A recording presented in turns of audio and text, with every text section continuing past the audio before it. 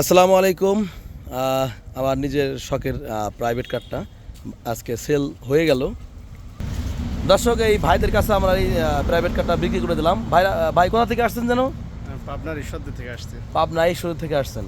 আচ্ছা, এই গাড়িটা তো আপনি ফেসবুকের মাধ্যমে দেখছিলেন জি ভাই। না? গতকালকে দেখছিলেন।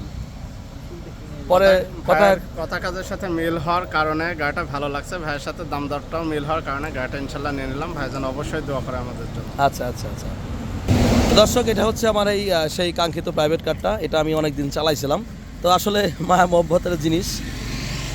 ভাইয়ের জন্য দোয়া করবেন, ভাইরা যাতে গাড়িটা দিয়ে কামাই করে মানে খেতে পারে। আমি আসলে কোনো ভাড়ার উদ্দেশ্যে কিনছিলাম না, আমি আমার নিজের পার্সোনাল কাজের জন্যই কিনছিলাম। তো অনেক দিন চালাইছি।